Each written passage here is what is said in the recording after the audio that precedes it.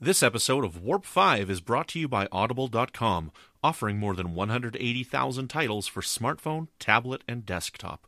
To get a free audiobook of your choice and help Trek.fm at the same time, visit audibletrial.com/TrekFM. And also by Enterprise in Space, an international program of the non-profit National Space Society.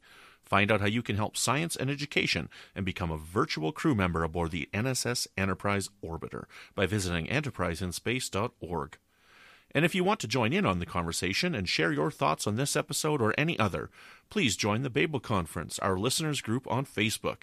Just type Babel, that's B-A-B-E-L, into the Facebook search field. We look forward to seeing you there. This is David A. Goodman, writer and consulting producer for Star Trek Enterprise, and you're listening to Warp 5 on Trek.fm.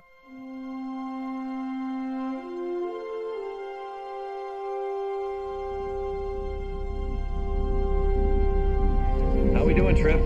Ready when you are. Prepare for warp. Course laid in, sir.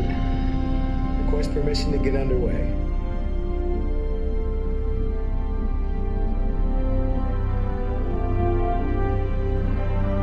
Let's go.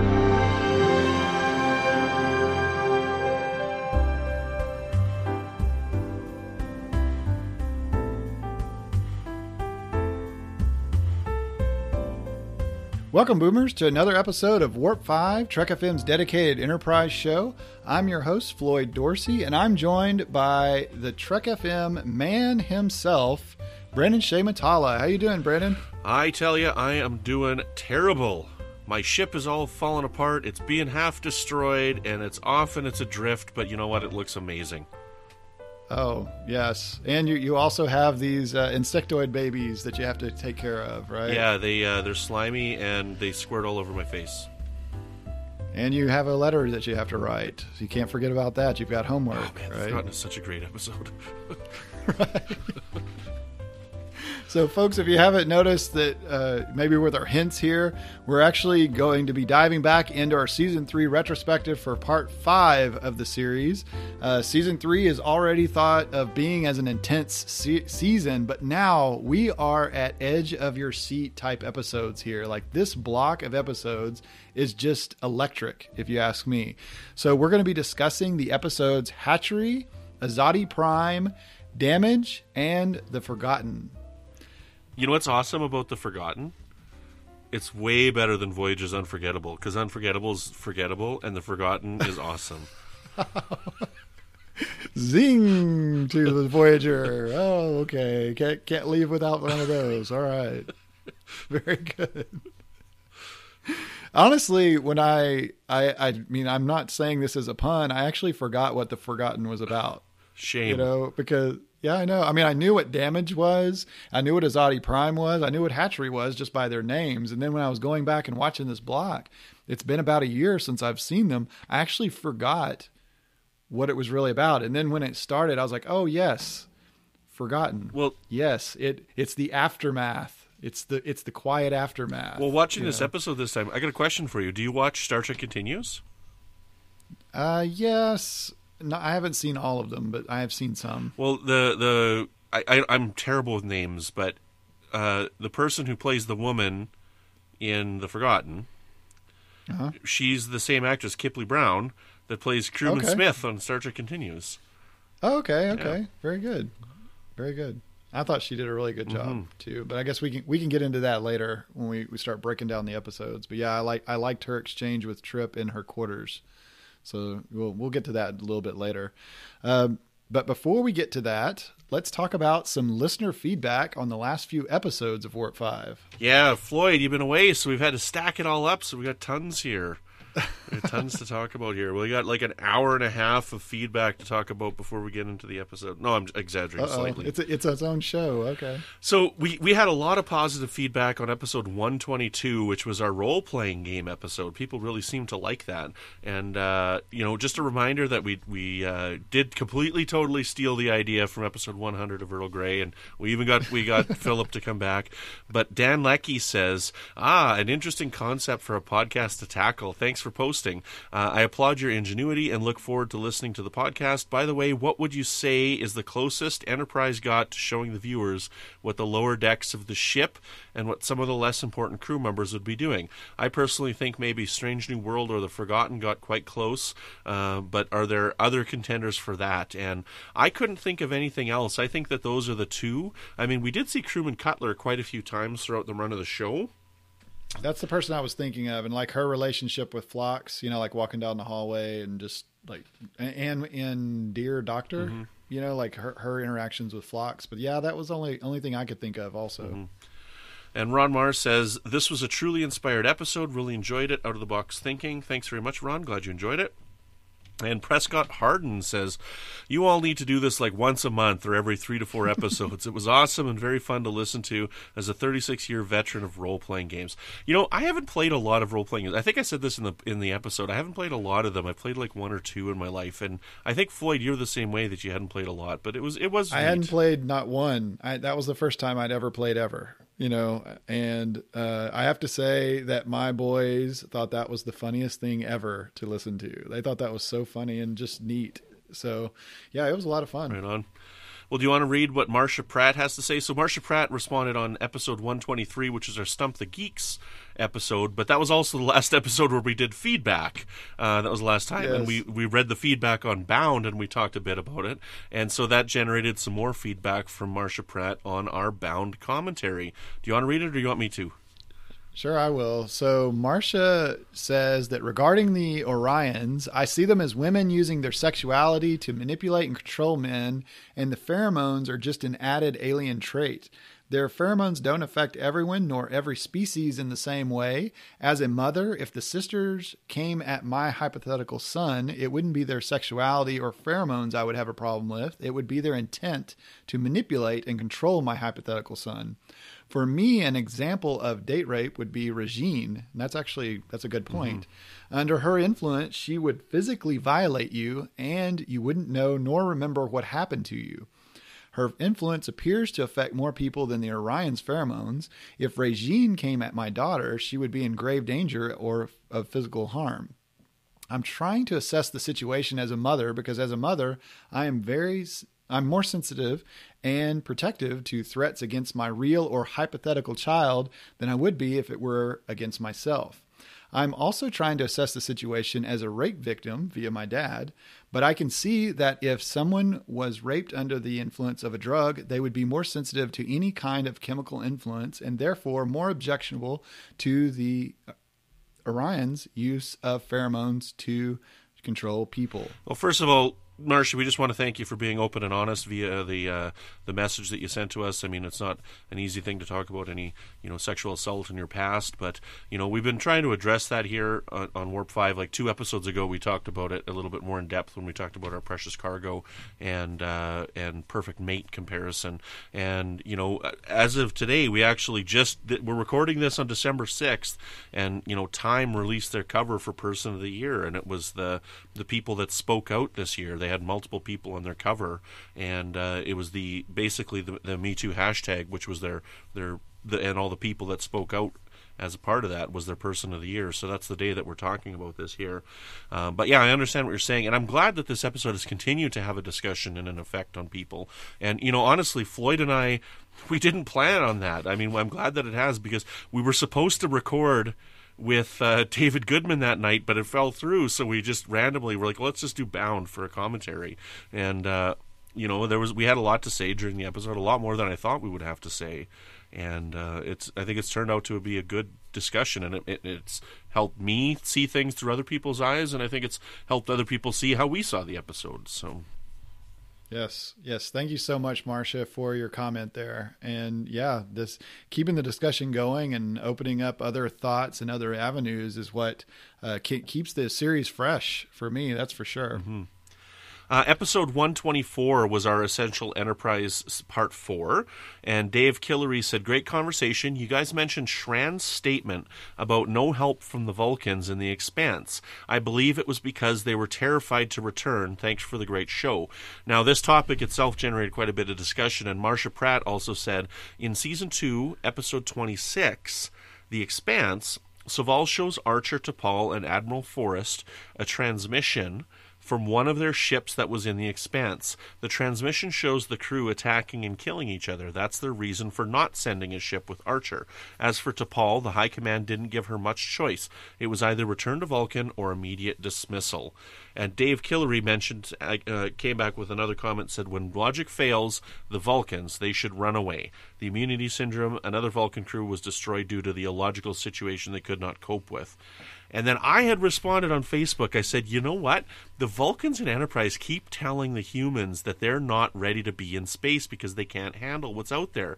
And I'm like, it sounds like the Vulcans are the one who aren't ready for space because they can't handle anything that's going on. I know it does. It does actually kind of look like that. And then what does that say for T'Pol herself for choosing to go, even though others were afraid? You know, others from her species were afraid in this case. Yeah. And she actually sacrificed her career to go. Yep. Like not only did she go and take the chances of like the mental or physical harm that she could have, but she also hurt her career. So that was, that says a lot about her also. Yep. Janet Lee also says, if we saw hints of jealousy from T'Pol before, there's no need for a new character to bring that side out. She's talking about Cole. And why couldn't they bring back Alan or Liana or Princess Fishstick? Princess Fishstick, I think, is who she's referring to from Precious Cargo, I'm guessing. Right. As terrible as the actress was, the story still would have worked better with her. I would love to get everyone's thoughts on the Trellium addiction, the reason she was acting on Vulcan. When you get to the next set of episodes, I like that they made her emotional, but the addiction was a bad way to do it. Well, Janet, because of the timey-wimey stuff here, this is episode 1. Yes, we got some future guy going on right here. Some future guy stuff. We've already recorded episode 129, which is our next episode, and it's actually a deep dive into the episode Damage with Phyllis Strong herself, the writer, and we do go really deep into it. We've already had the discussion, and it's really good. So that'll be on our next episode of Warp 5. It's just talking about Damage with Phyllis Strong, and it's great. So be sure to we'll touch on it lightly tonight, I'm sure, but stay tuned for the next one. It's definitely worth it.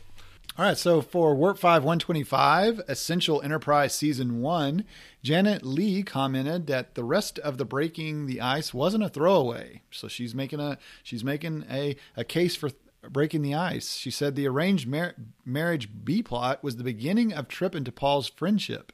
Even if you're not a shipper, you have to admit it's a huge step forward for them, which is what made Civilization disappointing.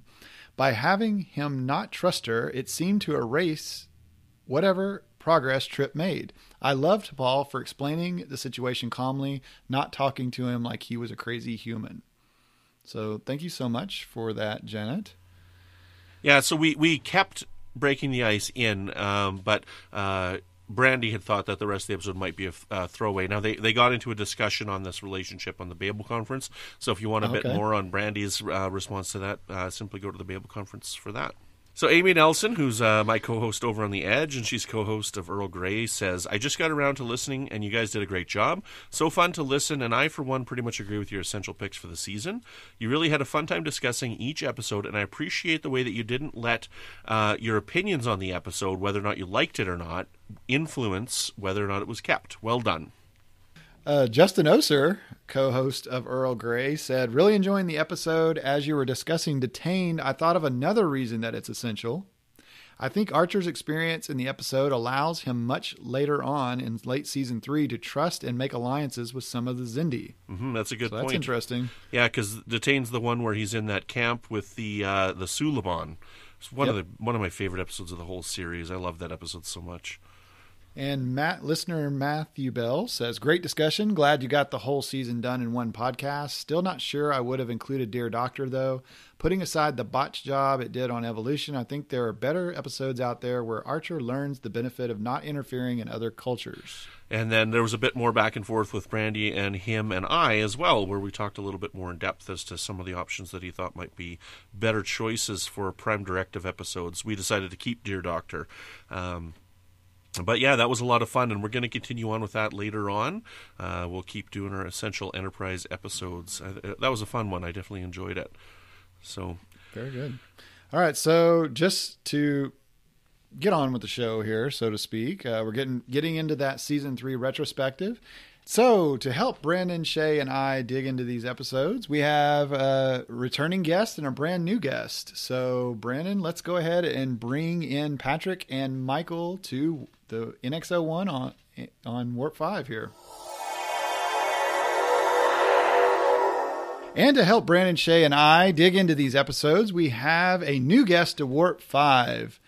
Transporting to the conference room for the first time, we have the host of Strange New Worlds podcast, Michael Wong. Welcome to Warp 5, Michael.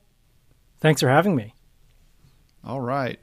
So this is your first time on Warp 5. You're I assume since you you agreed to be on our show that you are actually a fan of Star Trek. Am I correct? That's right. A big fan. All right. Because that would be a huge prank, if you weren't a fan, right? Okay. So before we get too far into the episode here, I always like to ask new guests about their history with Star Trek and Enterprise. So how did you become a fan of Star Trek? Well, it was passed down to me from my dad.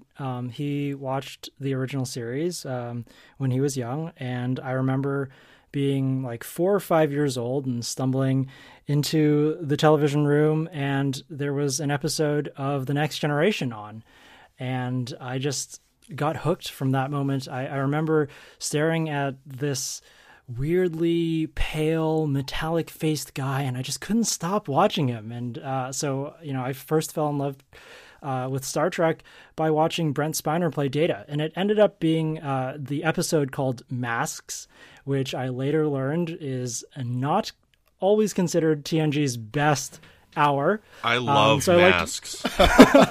Of course you do, Brandon. There you go.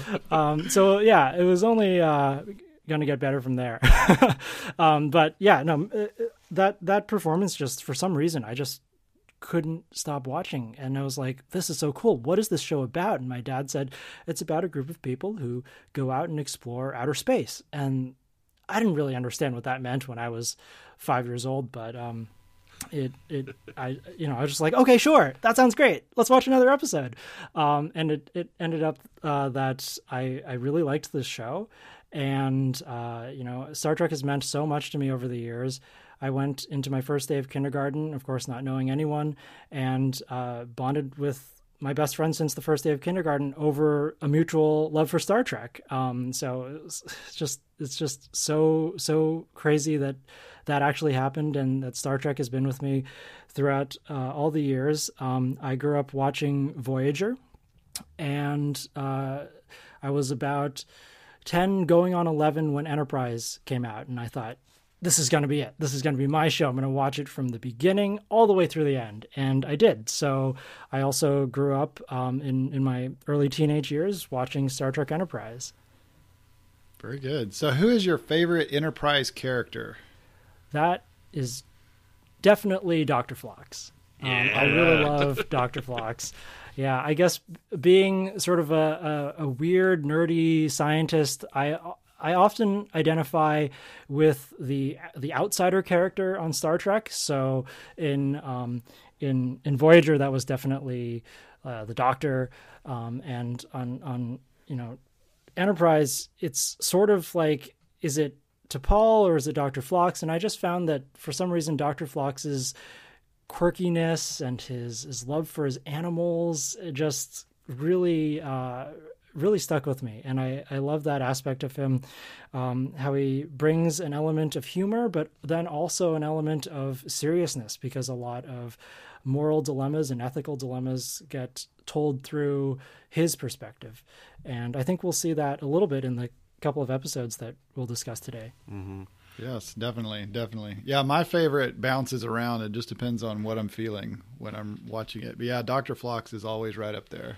So the one of the things that I noticed when I was watching this group of episodes is I watched them with headphones, and I think this might be the first time I watched Enterprise with headphones. But in Damage and Azati Prime and The Forgotten, when we're in Dr. Phlox's medical bay there in sick bay, you could really hear all like the birds and stuff calling like in his sick bay. And I'd never really noticed that before until I had these headphones on. I'm like, this is awesome. Is this because it's so damaged? Are they like loose in there, or is this something that's always there?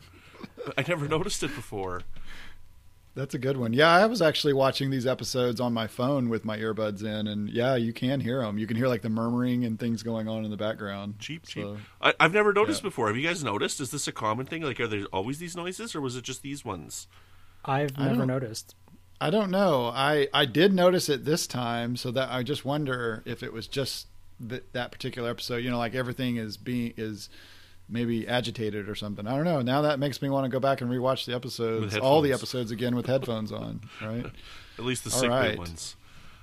Well, thank you so much, Michael, for joining us here for the season 3 retrospective here for these the set of 4 episodes that we've got going on. We actually have another officer that's going to be reporting to the ship soon. He was dispatched on a mission, but he reported that his shuttle pod had hit an anomaly, and it slowed him down just a little bit. So Patrick Devlin should be reporting here soon. Either that or we're going to be sending out a rescue pod or something to go try to help him out and pull him out of the anomaly here. Mm-hmm. But hopefully he can join us here pretty quick. Well, it's a good thing. He's alone, so, you know, if he crashes or whatever, nobody's going to eat him. Right. And I'm sure there's some Kentucky bourbon under a seat there, you know, to help him out, right? All right. So, yes, the episodes that we're covering here are Hatchery, Azati Prime, Damage, and The Forgotten. So let's go ahead and get started with Hatchery. So, Michael, what did you think about Hatchery and just the overall, the look of the episode and just the feel of it? Yeah. So I guess I should say that I went back to rewatch just these 4 episodes. So I don't have the grand perspective of having watched the entire season 3 arc fresh in my mind, but of course, you know, I watched it back when it all came out. So I really felt like Hatchery. I went into watching Hatchery remembering that I didn't like this episode as a kid, as like whatever I was, 12 or 13 at the time, and I can sort of see why now. Basically, I didn't like seeing Archer get so influenced by this Xindi insectoid bug spray. Basically, you know, it's always hard to see your captain, who's sort of your hero, go off the rails like that and go so crazy over trying to save these insectoid children. But after all these years, I think I found a new appreciation for Hatchery. And it really goes back to this ethical dilemma that occurs in the episode. You know, I kept on wondering, even though he is affected and is being coerced by the neurochemistry in his brain to care for these young Xindi insectoid hatchlings, is Archer actually doing the right thing? You know, is he doing the right thing? This is the type of ethical quandary that Star Trek is so good at posing. And it goes back to the old axiom, you know, the needs of the many, do they outweigh the needs of the few? And in what situation is the line drawn? And there's this internal battle, of course, between trying to complete the mission and go after the Xindi weapon, but then also trying to help basically helpless children, babies, right? And I mean, in a world where you're not on that mission, of course you're going to help these poor hatchlings, right? But when you have to pit that against the survival of Earth, you know, where is the line drawn? And I found that a really fascinating thing to think about. Well, that's a very interesting thing to you know, kind of get the topic going. Is, would Archer have done this had he not been under the influence of the spray? Right. You know, and then is it ethical if he didn't? Mm-hmm. You know, so yeah, that's I like that. That's a good enter. So, Brandon, what did you think about the grossness that we had here going on with the hatchery? Well, it's interesting because I also didn't like this episode when I first watched it back when its original run happened. And, doing the rewatches, I've seen it a few times now since then. And I can't watch it without knowing that it's the spray that affects Archer and why the spray affects him. So I don't know if it would work as well on a first-time viewing because I can't distance myself from that. But I do know that there's one line in this that surprises me every time I watch this episode, and that's right after Reed fires on the insectoid ship, and Archer's like, why didn't you tell them and tell them what we were doing? They could have taken over all the children. And it's like, it almost shows that he's not compromised because he's still kind of thinking rationally. Yep. Right, throughout this episode. And so it's really well written where something's wrong, but he keeps coming up with these rational explanations for things. And they're not ridiculous explanations at all. So that's what I really enjoy about this episode a lot. Yeah, I agree. It was so interesting to think of what a child would think about it if they were seeing like their hero Archer and the hero who is being compromised in this way. Like, because I saw this as an adult and I suspected that the spray was doing something. Because the kind of funny thing is I always look at it from a technical aspect of when they always take off their helmets. Like they go over somewhere and they test it and they say, yeah, the air is good. So, okay. What is that? Yeah. Right. And then in this episode, it was like Reed opens up his helmet, and breathes the air a little bit and nods to someone else and they open up their helmet. And I mean, I understand the technical aspects of we don't want them to do every episode wearing suits, but I'm like, do we really want to take off our helmets? Just because it says it's oxygen doesn't mean there's something in the air here anyway. But yeah, or at least it's not a shower curtain, right? That's from the original series. That's a deep take from the original series. There was an episode from there that a crewman takes off his glove and like scratches his nose up under his shower curtain. The naked time. Right. No. And he like scratches his nose under his suit. And it's like, yeah, that doesn't look like that would help you from anything, except for the rain. You keep rain off of you or something. Well, you also just look at this side of paradise, right, for the original series. Anytime any of our major characters get like sprayed in the face with something, it doesn't turn out well, right? So, That's right. So yeah, I thought this episode, just looking at it, it's gross. I could just hear Heather Barker saying this for some reason. I haven't heard her say it, but I could just hear her saying that. It's just gross. And but I liked this episode. I really liked it for the tension that it created, because everyone wants to do the right thing and they all have respect for Archer, and he's the captain and they don't want to disobey orders, but he's just not quite doing the thing that they thought that he would do, And it also kind of reminded me of the few times that we've had to see the CMO in Star Trek had to threaten to relieve the captain of duty, like McCoy and all the way around. They almost every CMO has had to do that. So yeah, I enjoy Hatchery more now, as I appreciate it more. Let's just say that. So. Well, we also get some more development as well with Reed and, I'm so bad with characters' names, but Hayes. Yes. And right at the end when they're talking, and Hayes is like, "Why didn't you come to me?" And he's like, "Well, I couldn't risk that you'd side with the captain." And Hayes is like, "You know what? I probably would have." And it really shows some more growth that's been building on them since their mano-y-mano a few episodes ago there. But I like that. But he's right that, yeah, he probably would have, because Hayes is a by-the-book kind of guy. And, Reed generally is as well. But he's starting to, I don't know if he's starting to loosen up a bit. But, Reed is generally a by-the-book kind of guy as well. And that's kind of why Hayes and him have clashed so much, is because they are so similar.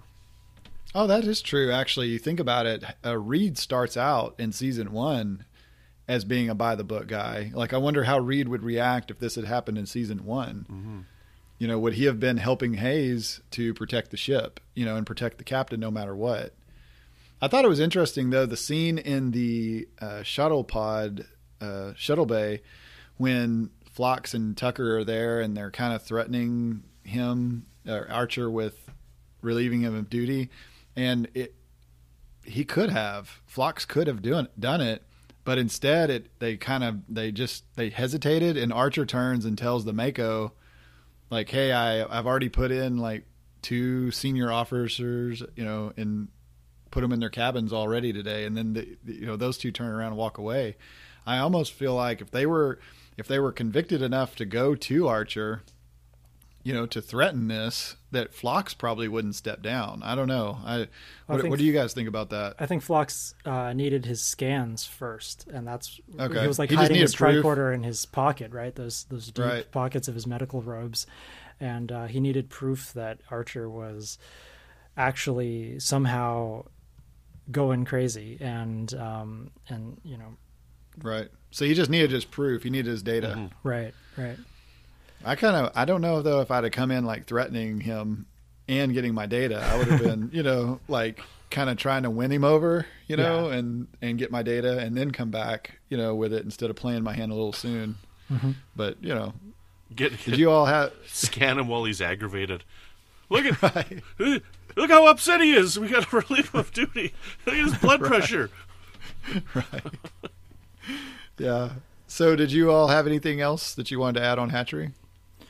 Yeah, I thought in terms of a connection to Star Trek Discovery, at the very end, it's basically T'Pol who makes the call to go against Archer and to say, this has crossed the line. We need to do something about this. Mm-hmm. And that's basically staging a mutiny, a first officer staging a mutiny against her captain, which is something that we saw in Star Trek Discovery. So it reminded me of Michael Burnham, but of course with a completely different kind of feeling, because this time I'm totally with T'Pol staging that mutiny. I'm like, Captain Archer, you crossed the line. Let's go fix this. Whereas, when Burnham Vulcan neck pinches Captain Georgiou, I'm like, what are you doing? Oh my God, stop! No kidding. I said the same thing. Yeah. I can't believe I just saw that. No way. Yeah, no. The only thing that I didn't like in this episode myself was the scene when Archer's in the hatchery and then all the little ones start crawling all over him. And it's one of those things that you see a lot in like horror movies and stuff with the villain where they get the gross animals on them. Like, I just finished watching The Mist, the miniseries that's on Netflix right now, that's based on the Stephen King short novel. And in the last episode of that, or the second last episode, there's this one character who's like one with nature, and she's like crawling, and she's got like rats crawling all over, and she's like kissing them and stuff. She's like, oh, they're beautiful creatures. And it's like, yeah, I just don't like those scenes, and especially seeing that with Archer, it's just like, it's just one of those creep out scenes that's, I don't know, it just didn't need to be there. That's the only thing I don't like in the episode, I think. Oh my gosh, I just thought of something. Yes, I have seen that. Yes, I know what you're talking about. I just thought of something. Conspiracy from TNG. Yeah. Ooh.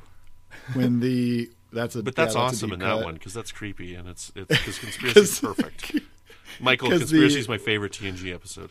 Is it? Okay. What did they ever call the thing that was in their necks? Anything? Did they ever call it that? Betty. Well, its name is yeah, Betty. Well, so anyway, it ends up crawling up the guy's arm or leg or something, and oh my gosh, when I was a little kid, I saw that creeped me out so much. Okay. So yes, Hatchery. Yeah, that scene actually kind of creeps me out still. And now I know why. It's because of Conspiracy. Everything always is blamed on Conspiracy here. Okay. There you go. So did you have anything else for Hatchery, or you want to move on? Yeah, I have one more thing, actually, if that's all right. You bet, absolutely. Okay. Yeah. From a scientific standpoint, I was a little bit surprised that these Indian sectoids reproduce asexually. And that was sort of just dropped at the very beginning when they're scanning the hatcheries, and they're saying that the eggs are genetically identical in their DNA to the dead corpses around them. And I was like, genetically identical. That's kind of weird. And then they go on and they actually explicitly say that the insectoids reproduce asexually. That is, each individual makes eggs, and those hatch into basically the offspring that are exactly the same as the individual parent. And the reason why I'm surprised by this is because you don't see a lot of asexual reproduction in higher order life forms, because sexual reproduction allows for genetic diversity, whereas, again, asexual reproduction dictates genetically identical individuals. And if an entire population has the same genes, then they all have the same weaknesses and are all susceptible to the same calamities. And, for instance, like a disease that strikes some weakness, if one person has that weakness, everybody does, because they have the same genes. And so the things that we see asexual reproduction in on Earth are basically microbes, little bacteria, and they just, grow and divide. But microbes have something called lateral gene transfer, which again ties into something from Discovery, which is what they use to inject stamets. They discover that the spores and the tardigrade can exchange genetic information. And they use this to inject stamets with tardigrade DNA. And so bacteria can achieve genetic diversity by basically trading genes, not during reproduction, but just saying, here's a random gene, I'm going to throw it at you, and you're going to incorporate that into your DNA. And so just to see that kind of asexual reproduction in a higher order species like the Xindi insectoids makes me stop and think and wonder if they actually, artificially manipulate their own DNA to produce diversity that would enable their species to survive. Wow. Because that could answer a lot of questions then. Yeah. Wow. So is there anything on Earth, like other than cells, like is there anything more advanced, like a bug or anything like that reproduces asexually? I think there are some very few exceptions to this rule that sometimes certain organisms, like maybe protists and plants, can reproduce asexually, but for the vast majority, complex life forms like us reproduce sexually to basically gain genetic diversity. And this actually is an expression of the Vulcan philosophy of the Idic, right? Mm-hmm. There is strength in diversity, and asexual reproduction can't lead to that unless you are somehow modifying your genome outside of reproduction. Mm-hmm. Wow. Thank you so much for Michael, because I honestly have seen this episode a ton of times, and I've heard them say that, but I just kind of went on with what's around the next corner. It just kind of bounced off of me. I didn't really think of what it meant when they said that they were exactly the same or something like that. Well, I'm going to go on for a little tangent then here. So do you remember the Voyager episode Deadlock, which is the one where they have the one ship and they go through that field and it makes the two slightly out of phase? Yes. And this is the one where Harry Kim dies. Okay, so everybody says... yeah, that narrows it down. Right, sure. Okay. So everybody says that we got the wrong Harry Kim back. He's the alternate Harry Kim and whatnot. He's not... For forever and on, we've got an alternate Harry Kim for the rest of it. But I don't see it that way at all, because this is what I see. So I've got twin daughters, but they're fraternal twins. They're not identical twins. So I tried to explain to people that it's like an identical twin situation where up until a certain point, there's only one egg. And then at the point that they go through this anomaly, everything duplicates and splits. So it's like being identical twins up until that point. That's how I see Deadlock. What do you think of that? Huh. Okay, I need to go and rewatch this episode because I don't... I mean, it really depends on whether or not the two Voyagers really split from the same sort of timeline or if they had existed independently all along. And I think it was a split, right? Yeah. It was everything split and duplicated except for the antimatter. Okay, and then one Harry Kim died and the other Harry Kim... Right, so they were the same Harry Kim, and then they had 2 hours of different life. Yeah. No, I like your theory. That works for me. Bam. Also, Naomi as a baby, right? Yeah, Naomi's a baby too, because in one she died and because of the. Yep. Yeah, but it wasn't timelines; it was the same thing. So and now that's you've my just favorite answered, episode of Voyager. You've just answered why Harry Kim has never been promoted. So that was always my excuse. All right. So getting back over to our Enterprise podcast, off of that Voyager podcast. We are arriving at Azati Prime. So we get to that red giant here. So Brandon, how did you feel when you saw this and the info that we got off of Dagra during Stratagem, that it actually worked out for us and we've finally arrived at the planet or the system? This is a really good episode. I like this one a lot. Not only because I love the final shot of the episode so much when the Enterprise is like spiraling out of control. I've said that numerous times. That's my favorite shot in the entire series. I just love that part so much. But it builds on a lot that we've seen in this season so far, and it tells the story in the way that Enterprise has been telling stories even back since season 1. Like if you go back to season 1, when they're trying to get to Risa, it takes them several episodes to get to Risa, and then like all these things kind of happen along the way. And here in this episode, like they're leading to get to Azati Prime. And it takes them, there's things that happen in between, like, for example, the last episode with Hatchery. And it takes them time to get where they need to go. And that's a really interesting style of storytelling that I really like about Enterprise quite a bit. But there's many things in this episode that are quite surprising. Like, I love the callback and the return of Dagra in this episode. And I love how every time I watch this episode, I'm surprised when Archer goes underwater and the weapon is gone. Like, it's such a wonderful reveal that every time I watch it, I'm not expecting it, because that's not really how storytelling works in the Star Trek universe. It's not that it's gone. It's because there's 6 episodes left in the season. It can't be gone, right? So they've got to do something where he tries to infiltrate it and he gets kidnapped. Well, that ends up being what happens, but just a little bit differently, So I think this is a really special episode, and it's really, really well written. Very good, very good. So Michael, what did you think about Azati Prime? And they're pulling up, and they finally arrived. Here it is. This is where they're building it.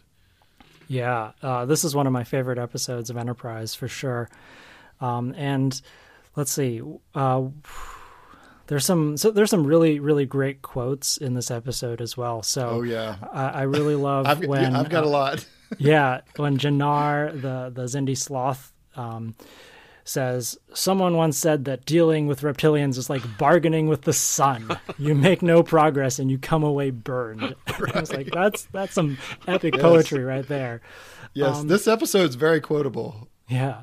Also, when Archer is taken into the future by Daniels and goes on the Enterprise J, I was really intrigued by that scene. And Daniels has a great line, too, which is, if you destroy the weapon, they will only build another. And I feel like, this sort of speaks to the idea of how to fight a war, but more specifically, like how to fight terrorism, right? Because we've probably mentioned before that season 3 was most likely inspired by, the acts of terrorism in the war. It definitely was. It's been confirmed by the writers. Yeah, and so Daniels is trying to tell Archer, it's not enough to just destroy their weapon. Mm-hmm. You have to convince them that Earth is not the enemy, right? And Archer's not having any of it because he's thinking about the mission, about saving Earth tomorrow, not in the 26th century or whatever it is. Right. And so, but that's a really, really key philosophical point that Daniels is trying to impress upon Archer, which is, you can't just fight this war by destroying their weapon. You need to convince them that the weapon is not worth building in the first place. You need to show them that humanity is not evil as they believe it is, and that really stuck with me. What else? I also think that this episode shows shows that Archer is not quite the experienced captain that Picard, Janeway, Sisko, or even Kirk were. And I always point to the moment in the episode where Archer decides to destroy the communications station on the moon as it rotates into view, and then they realize that in a few hours it's going to rotate back where it can talk to the rest of the Xindi on Azati Prime. And Archer's gut decision is to blow it up. And of course, as we know after watching the whole episode, that alerted the Xindi to the Enterprise's position. I think that what Archer should have done is beam down there and take it over, right? Just send a couple Makos. There were like 3 individuals there. Just beam down there. You can stun them with a stun grenade and then continue just transmitting normally. And then you wouldn't give away Enterprise's position. And so this decision by Archer, I think, was one of those flashpoints in like a big ethical dilemma where Archer has to make the unethical decision to save to continue the mission and save Earth. But I think it was sort of the wrong command decision almost. And I usually point to this as saying, look, Archer's not that refined captain who thinks things all the way through. Sometimes he makes mistakes, and I think this was one of those mistakes. Yeah, I agree with you 100%. It's such an amazing scene, and you can see how guilt-ridden and how torn he is to make this decision. But you're right. Yeah, he doesn't have the experience to come up with other decisions. He doesn't know what to do. And it's such a great part of the episode, but, yeah, you're absolutely right. He could have gone down and had an alternative option for sure. So this is definitely going to be studied in future Starfleet Academy courses, the Archer's decision at Azati Prime. But thinking of it from a commander standpoint, he's looking at this like, okay, we are in trouble either way. They're either going to call down and tell them that we're here, or their signal's not going to be there, and they're going to, we're going to be found out either way. I guess the quickest way they could get found out would be if the Xindi communicated down back to the main planet or something like that. I guess I'm just thinking of it from a commander standpoint. I guess he didn't know what defenses there could be down there, and he couldn't take the chance that they might get a signal off or that it might take too long. So the quickest way is to put Captain Kaboom on it, and push the button and get it over with. Right. But yeah, I could definitely see the debate happening in future Starfleet, discussing what were the other options that Archer had. And like I said, he isn't that experienced. He hasn't been the captain of a ship for very long. The way they portray it in this series, this is his first command. So he made a mistake. It could be debated that he actually did make a mistake there. There was another way that could have maybe gotten it done a little quieter. The explosion, it seems like that scans would be able to pick up the explosion itself, or something. I don't know. But yeah, sneaking in with the shuttle, that reminded me of Star Trek 6, the scene where it shows Trip and I say Montgomery. That's the actor's name. Mayweather. Yeah. There we go. They get Mayweather when they have to actually use the universal translator to translate the insectoid for them. And it kind of reminds me of Star Trek 6, where Uhura is trying to talk Klingon, as they're racing toward the Kittimer. Rura Pente da. Exactly. She's got this giant book, right? Yeah. They all have to laugh. It's like, where did you get that book? Funny. Anyway, but that's kind of what this reminds me of. It's kind of like Trip sends it, and then they just like hold their breath to hope that they didn't just order like takeout or something, in the wrong language, or cuss them out or something, or say, like up yours or something in insectoid and start a fight.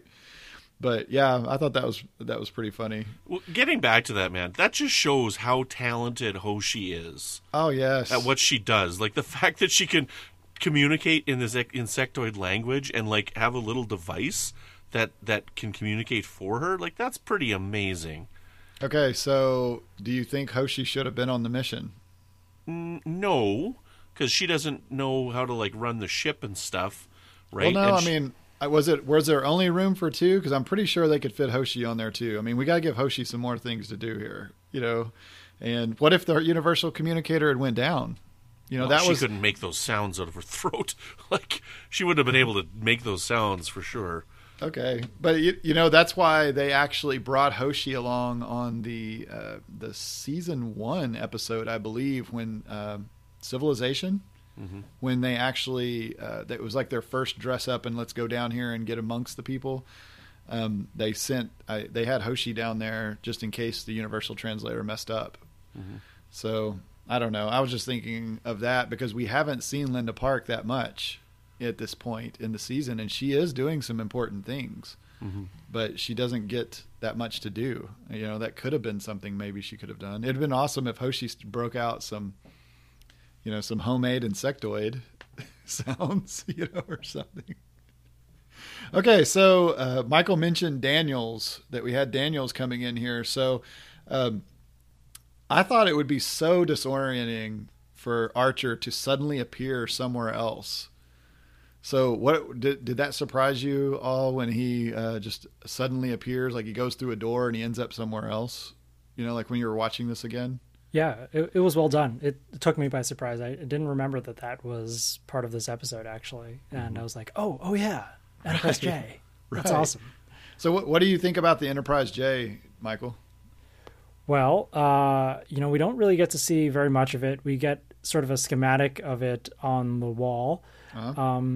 It looked a little, the interior decor was very, I guess it was this dark gray, like a space gray from, Apple. And it reminded me a little bit of the Enterprise E in terms of it's a little bit darker, but then also just the angles of Enterprise NX-01. But it was kind of fascinating if you like watch the battle outside. There's like Prometheus class starships zooming around out there. I'm like, oh, those lasted a long time because what is this, the 25th century now? Right. And... Well, it's just like the Miranda class, yeah. Yeah, that's right. The Excelsior. Miranda class. Yeah. There was there was an Excelsior out there fighting. You know, there had to be. It was held together by. It was probably the Crazy Horse. Yeah, like spit and baling wire and bubble gums holding it together out there. Yeah. I've seen like Eagle Moss is going to be releasing an Enterprise J, and I'm not a fan of the design of this ship. You know, it looks too fragile, and I know this thing is gargantuan. Like I've seen displays of how large it is, and it's like 100 times larger than the Enterprise E. Oh yeah, like it's ridiculously large. You know, it's like that ship on Spaceballs, right? Like where it just keeps going and going and going, and I don't know. Like it's such a strange design. I don't know. Like I'm not a big fan of it myself, but I know that a lot of people really do like the design of the J, and they're pretty eager for this model to be coming out for it. But I don't know how it is about like it being a ship. It looks like a work of art, though. I mean, it should be amazing sitting on someone's desk, as an Eagle Moss ship. But yeah, I don't know. I mean, at this point, also we have the Discovery, and I was kind of taken aback a little bit by the the shape of the Discovery and how it looked, and now I'm in on it, because I'm used to it already. So I could go with the J. It's kind of a hot rod. It's a giant hot rod, but it looks kind of like a hot rod. Okay, so. I forget that Daniels is in this episode. This is another one. We had talked about that one other episode. I can't remember if it was in season 2 or not, but it's like, oh, I forgot that Daniels is in this episode because he just appears so suddenly when he shows up sometimes. He's sneaky. Yeah. He's sneaky. It's like he's traveling through time or something. So he gives Archer the medal and tells him that there are Xindi actually serving on the ship and that thing. This was a quote coming back. Archer shows it to Paul. Paul says, "I'll have this quantum dated," and Archer says, "We both know it's from the future." And I was like, yeah, here we go. Burn to Paul. Go ahead and admit it. You believe in the future, and so yeah, that. She still, and I watched her face, even though he said that, I watched her face and she still like didn't give away that she does believe, she's still holding out hope that the Vulcan Science Directorate is still, they still are correct, Mm-hmm. Okay, so for this episode, we also, not only does T'Pol not show that she believes in future and time travel type situations, but she also is showing outward signs of emotion. So watching this again here, I've seen this several times, and I kind of forgot the real reason why she was showing emotion. I couldn't decide if it was Trillium D or if it was Pinar syndrome. So Pinar syndrome is what she had contacted, or we will find out that she contacted in later. And it was from the episode Fusion where she was violated by a mind meld. And when I saw this, I didn't really know if it was Pinar syndrome or if it was Trillium D, but I don't even know if they've actually mentioned Pinar syndrome yet. So they haven't yet. No. Okay. That's my future guy.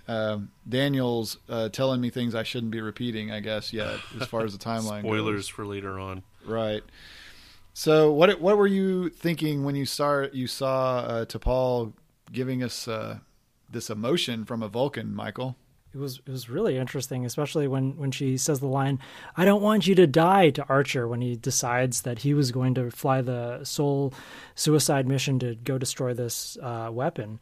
And that really, really shocked me. I wasn't really, I was like, wow, either you care about Archer that much that all of your Vulcan emotional suppression can't handle it, or something's wrong. And I think we find out later that it is the Trillium D addiction that's causing all these emotions to surface. But yeah, that did shock me. Mm-hmm.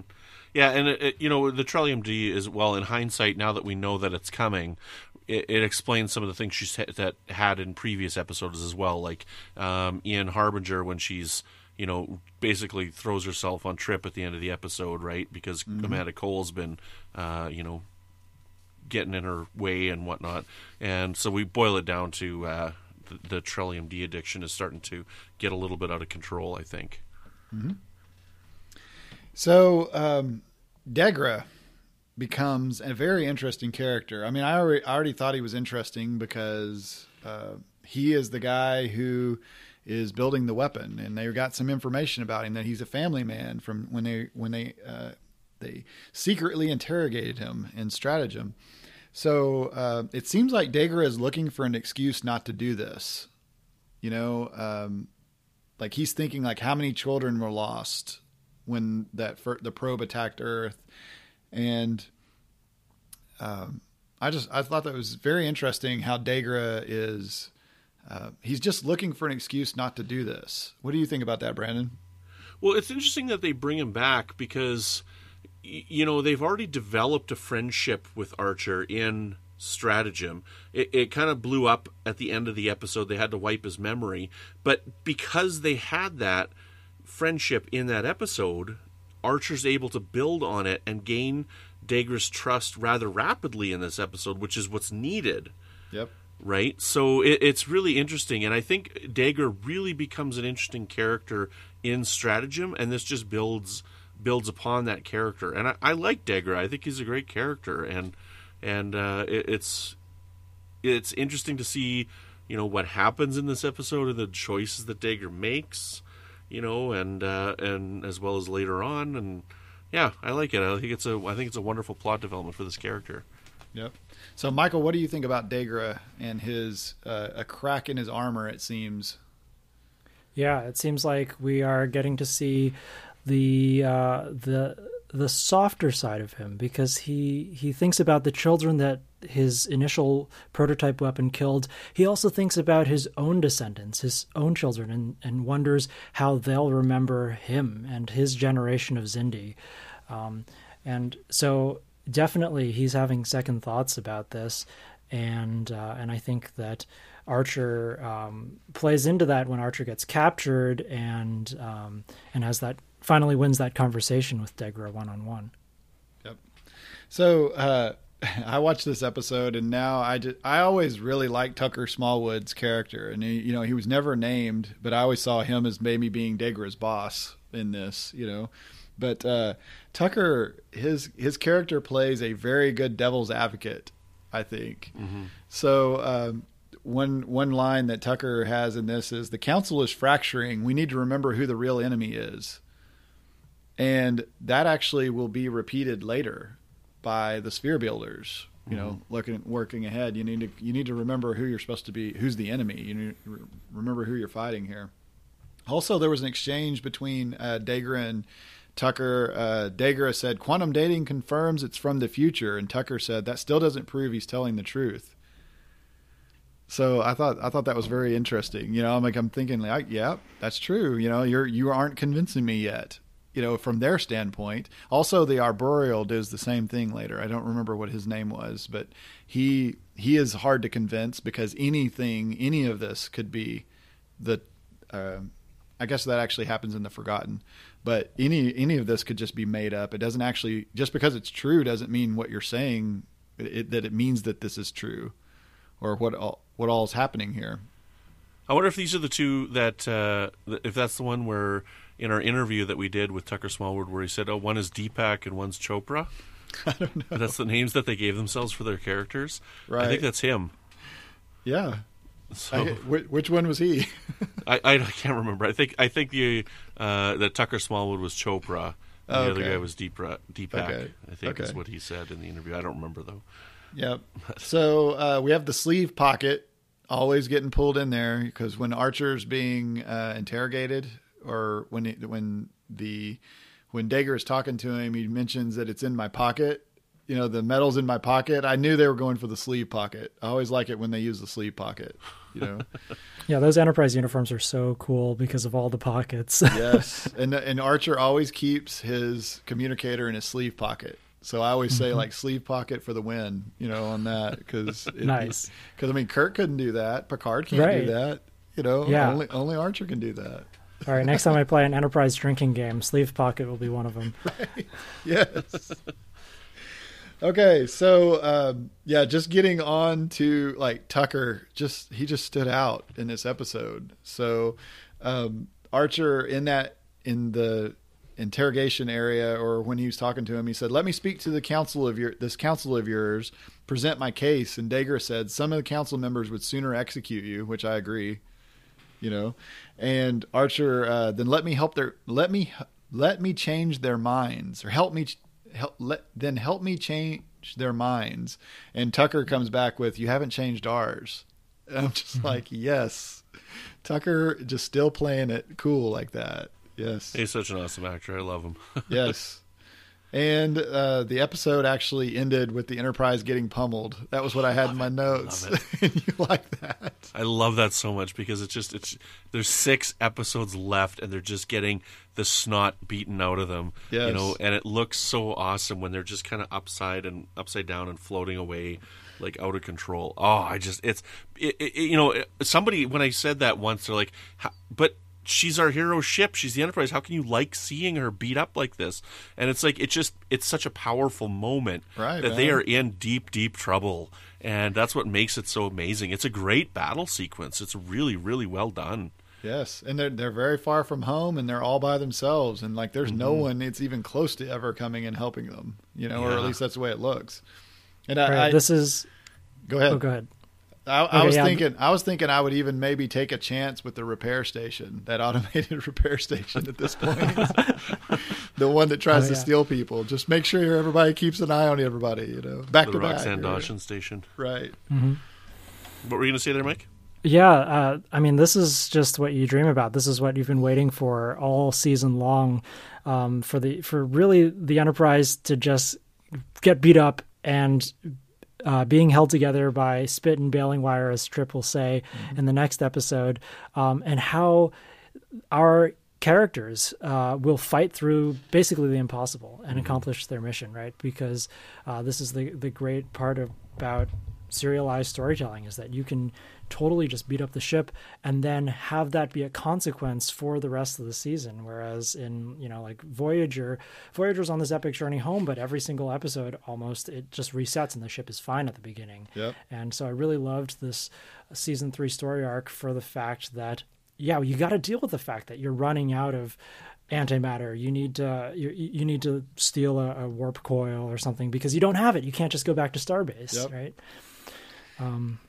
Yep. So speaking of that, according to Memory Alpha, not only speaking of damage continuing for Enterprise here and the way they did it, no reset button for us. According to Memory Alpha, damage inflicted to Enterprise in this episode is not fully repaired until the season 4 episode of Borderland. So that is deep into season 4. So that gives our listeners and everybody a Borderland, chance. that's the Soong trilogy, so right. That's about 8 episodes in, I think. Yep. 7 or 8. Yeah. Yep. So that gives our listeners a chance and Enterprise fans a chance when you go watch now, when you're watching it, is that true? Is the Enterprise still damaged all the way up until Borderland, until we're dealing with Noonien Soong? So, yeah. So did you have anything else about Azati Prime? I mean, Azati Prime is a really good episode. Yeah, it is. That's some great stuff here. So. I just wanted to add a final science note on Azati Prime, okay.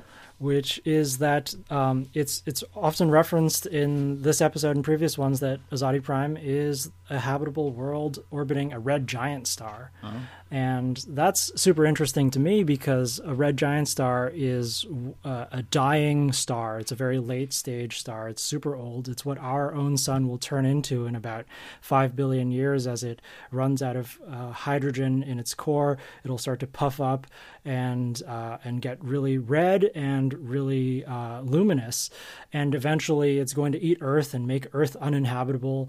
But what we see is the reverse of that, going from, there's this nice habitable planet and then getting swallowed by a red giant star to, there's a habitable planet orbiting a red giant star, which means to me that Azati Prime, this world with copious amounts of liquid water, as an ocean that basically envelops the entire planet, for most of its history, it was probably a frozen snowball out in outer space. Yes. And then only after that star swelled up in its dying moments did that world become habitable. Right. And that's really fascinating to think about. I've thought about that also, because when we're thinking of when our sun goes to a red giant, the inner planets are going to be gone. The outer planets won't be outer anymore. They'll be like closer to an Earth orbit, it could be interesting that Jupiter actually could be closer to an Earth orbit, or, Saturn could actually be, as far as like in relative distance and size of what the red giant will be. So yeah, that's a great call on that, because I was thinking the exact same thing. You've got this planet that is covered in ocean, it seems like, or a ton of ocean.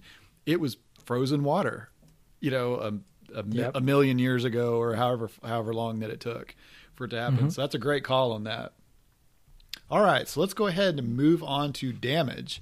But before we start on damage, we actually have our officer, our missing officer that was stuck in the shuttle pod and run through the anomalies. He has made it. Did you have to use the transporter pad, or were you able to actually pilot the shuttle pod in, Patrick? No. Eventually we got it moving, and we kind of had to just nudge our way over. By the way, I love what you did with the place. This whole post-apocalyptic holes and everything looks great here. Right. It's like Landed Anywhere. There's holes plenty. Yeah, you gave me something to aim for. Right. We don't have to open the doors. There's holes everywhere in the ship. Just land, right? So yeah, there you go. So yes, folks, if you don't recognize that name right there, we have the co-host of the Briar Patch. Joining us now is Patrick Devlin. Welcome aboard, Patrick. Thank you, guys. All right. So damage. Wow. Damage is hitting, like everything is just building up and building up and building up. The episode starts, well, actually, Azati Prime ends with them just getting hammered, and damage picks up right exactly where Azati Prime left off. And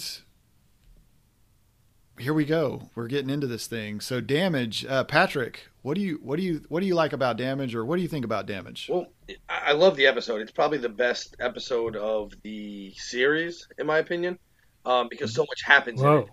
And you finally have them, like, the whole season we've been building to them really with their back against the wall, and we keep feeling like they're getting a little bit deeper and deeper into trouble, but now that's it. It's over. They're in trouble. They're losing life support. They're losing everything. Meanwhile, Archer's also still trying to convince everyone else that they've been lied to. Stop blowing our people up. Right. Very good. So, Michael, what do you think about Damage? Yeah, again, I just love seeing the Enterprise really beat up, and it, is reminiscent of like the Year of Hell from Voyager, and really seeing everybody's, faces covered in sweat and grime as they're trying to pull through this really, really difficult moment, and yet still try to be the best human beings that they can. And then they run into basically the impossible situation where it's like, you know what, we have to kind of do what is absolutely unethical under normal circumstances, but you got to do it. So it's this very In the Pale Moonlight situation. So it's like a fusion of Year of Hell and In the Pale Moonlight, and I love that. Being along for that ride and just being like, oh, please don't have to do that. Oh no, you got to do it. Okay, I hope you're successful. Oh gosh, it was a roller coaster. So Brandon, what did you think about when you heard Reed's and Tucker's damage reports, and they just kept on and on and on, just telling us what was wrong with the ship? What did you think about that? I thought, get to work, you lazy bums. This is, it's almost as good. We mentioned earlier tonight, Deadlock's my favorite Voyager episode. It's almost as good as when Tuvok's going through his list of damage report from Deadlock after they have their the pulses are affecting their ship. Right. So, because nothing beats that scene for me. Right. So we got, we're going through here. We're hearing about the damage, everything like that. Archer actually gets released. They almost shot Archer while he was being in an escape pod or whatever it was. They almost shot at him. And I'm always surprised by that as well. Like, there's so many things. I've seen these episodes quite a few times. Like, right. This is like the fourth time I've seen these episodes. And, I mean, why did these aquatics release him? I'm always surprised that he's gone. I'm like, what is going on? Exactly. And then we find out that it's Dagger that's helping him. And it's just, again, it's such a weird plot point, but it's wonderful. And it kind of brings up, like, at the beginning of the episode when Dahlem is talking about, like, why do we allow an enemy vessel just to sit here next to our facility and not be destroyed, and why haven't we taken him prisoner? And then this is even farther. Not only do we not take the crew prisoner, we let go of the one prisoner we have. So, yeah, the reptilians would not be happy with that situation. So we get a look at the aquatic ship, and then you got to think, okay, the aquatics they're spacefaring. So in order to be spacefaring, they would have to have a giant swimming pool flying through space, basically. Mm-hmm. Yep. So the opposite of that would be to have a space for a humanoid, and he's looking in at the ship, or are they looking back at him? So what did you think about getting to see the aquatics ship and just the concept of that, Patrick? No, I loved it. I love the fact that they thought out enough to have a little area, like as if it was a reverse aquarium. Exactly. They had a little tank for humans or humanoids, and right. And they thought this out far enough that they figured, well, since we're flying around space, we might have to take on some people once in a while, so let's get a little tank because most people can't sit in water as much as we can, So I thought it was pretty cool, and seeing like the confusion at first about where he really is, like on the ship and everything, and it just again, it's like a reverse aquarium. Very good. I love the part when he like wakes up and he's like, "What are you doing? What's going on here?" And they're just like gas him, just knocks him out. Right. Shut up, Archer. Quit banging on our window, man. Yeah. Don't disturb. Don't tap the glass. Did you see the sign? Don't tap the glass. Like, he's never been to a pet shop before. I mean, come on. We just named the episode. Don't tap the glass. There we go. All right. Very nice. So, Michael, what do you think about the concept of the aquatics having a ship like that? It did cross my mind seeing the aquatic ship, and then also seeing the location of the weapon being built underwater. That was like, wait a minute. In order to build metallic things, you kind of need to like smelt metal, right? How do you do that underwater? And so this is something that is actually a little bit puzzling, and it sort of raises the point for astrobiologists in real life who think about alien civilizations emerging on different types of worlds. We have some worlds in the outer solar system, Europa and Enceladus. These are moons of Jupiter and Saturn, respectively, and they have potentially habitable environments, a global layer of liquid water and a subsurface ocean that is hidden underneath an icy shell. And people are like, that's really great. There could be so many Europa-type worlds out in the cosmos with lots of life swimming underneath an icy shell. But could they ever develop a civilization that we could contact? Because can you ever imagine a species that solely lived in water to actually build like a radio antenna, right? Can they actually build anything without fire? And so, I mean, the Xindi aquatics kind of probably got help by the land-dwelling species that have co-evolved on their planet and learned how to use metal and do blacksmithing, eventually building spaceships. But it does just raise the question in my mind, like, if the Xindi aquatics didn't have the land Xindi species, would they have been able to figure that out on their own? So for me, when I look at the Xindi aquatics, I think of I can't think of what it is right now. It's like a salamander type situation or something like it's something that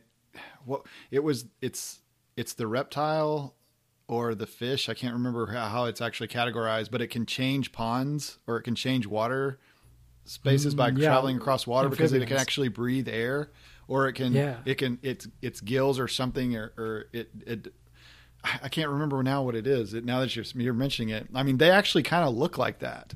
They actually look like they could actually crawl up out of the water, and on land they have like hand like type features on their front.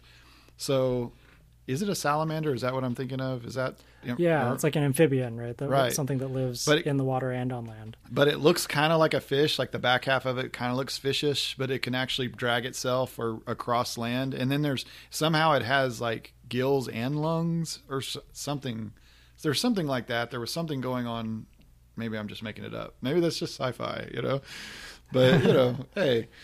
And that's kind of what I think of them. I just wonder if they could actually breathe out of the water. We just happen to see them underwater, but hey, they actually could drag themselves out of water. But thinking of it, like you said, Brandon, they would have to, in order to build a ship underwater. Wow. That's really, that would be awesome. Well, that leads me to think that because they're building the weapon underwater, maybe the primary workers who are working on this are aquatics. That's what I thought also. That's what I thought also. So, but yeah, like I think they can smelt underwater. Like I'm sure I've seen images of like, drilling and stuff going on underwater, and they're like welding or cutting torches, like an underwater cutting torch. Maybe it's just cutting torches that I've seen then. No, I mean there is underwater welding. Like you have underwater welding, that you can do, but that would be that'd be interesting. It would be interesting to actually see them working on it. Like if when we did the flyby or something, we actually saw them work, like something happening over here and them working on it, like a torch or something, them working on it. So, I could not mention the aquatic ship because is that the first time we've seen an aquatic ship? I think the ship. Yeah, we've seen the aquatics before, but not the ship. That blew my mind because just thinking of what would happen if they had a hull breach, to the ship. I mean, it would freeze. Right. And it like we have like the air is blown out, because of the vacuum of space.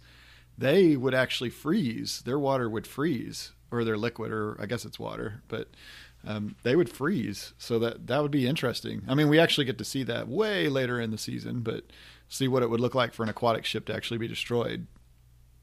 Okay, so when Archer returns to the ship, Phlox reports that 3 crew are unaccounted for.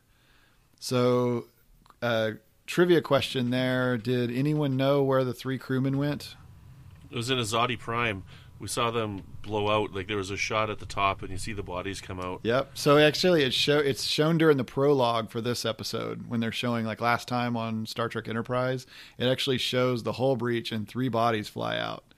So I thought, wow, that's a nice detail. They're actually referring back to the last episode, and they're actually accounting for crewmen here, and 3 are unaccounted for. And we saw what happened. They actually were blown out into space.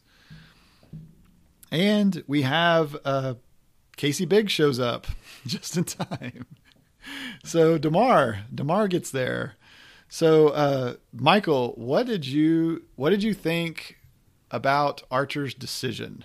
Like, I know that's everyone's always has been waiting for us to come to this point, Patrick and Michael. So what did you think about Archer's decision as far as going to get the warp coil? Yeah. What did I think about that? I mean, I guess it's just one of those necessary evils, right? I mean, you're playing that balancing act again, where it's like, you're doing somebody wrong for sure. It's an immoral act to strand people away from home. You're not being a nice guy, but at the same time, you're doing it to save your entire species. So like, where does that, is it a pure numbers game?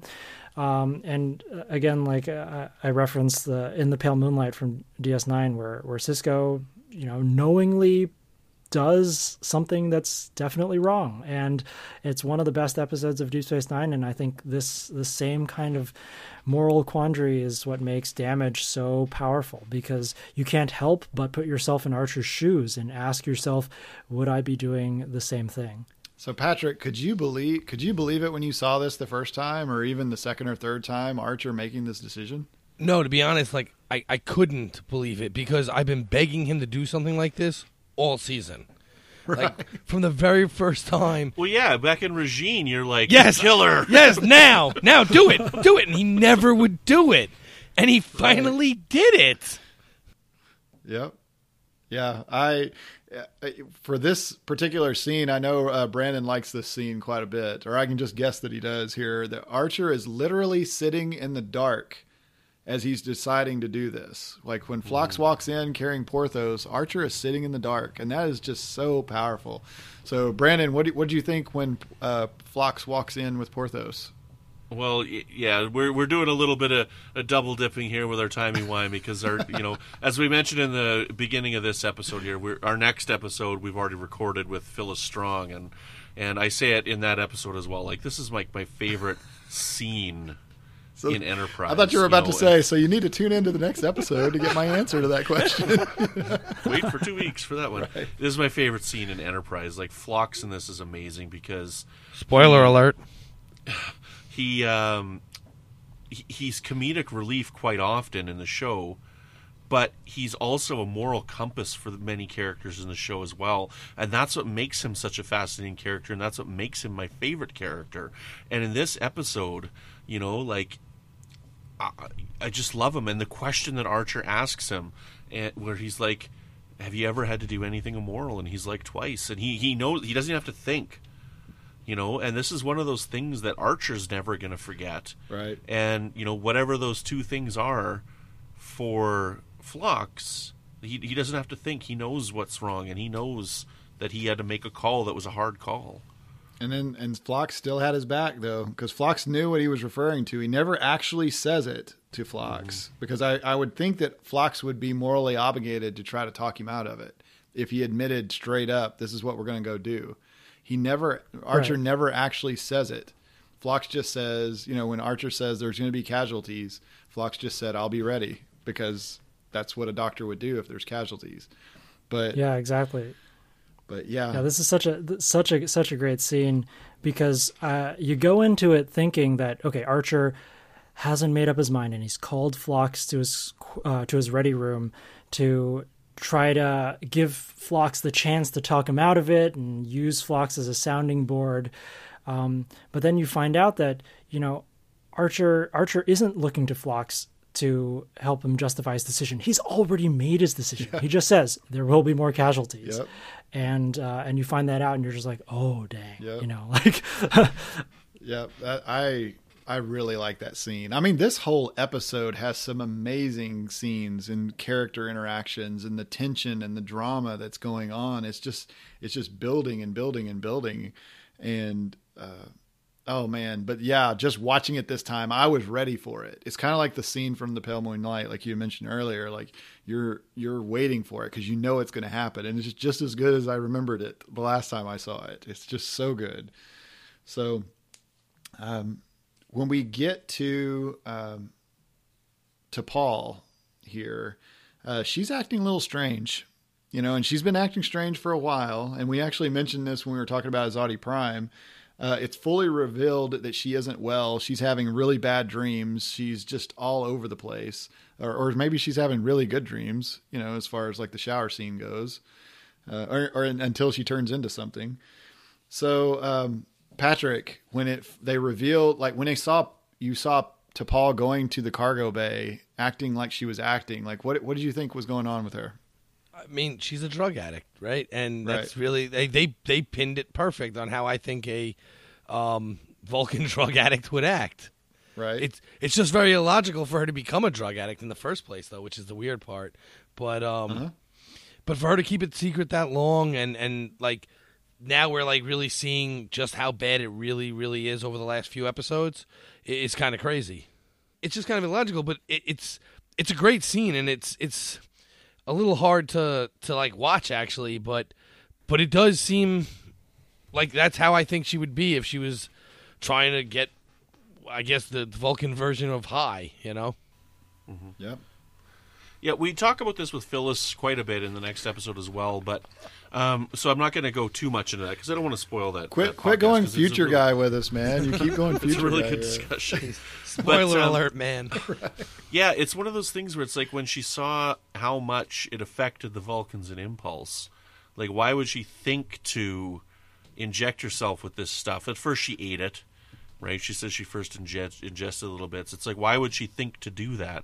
And but I also understand the fact that nobody would choose to become a drug addict, right? Nobody makes that choice, and it's very fascinating to watch it because Jolene Blalock does a very good job, of like the symptoms of withdrawal, and that when she injects that into her neck there, like it's really really well acted. Mm-hmm. But it is one plot element that I've had a lot of trouble coming to terms with because it just seems weird that she would make that decision to ingest it that first time. Right. Like what would push her to actually put it in her mouth? This right, rock. like it just don't you put it in your mouth? Don't you put it in your mouth? Don't you stuff it in your face?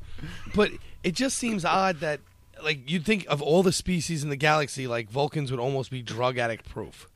Because they just would never start. They would never justify in their own head. Like you said, no one chooses to be a drug addict, but everyone chooses, like the first time they do drugs, thinking they will never be a drug addict. Right. But T'Pol never got that choice because she had to board what was the name of that ship? The Saleya? Saleya, yeah.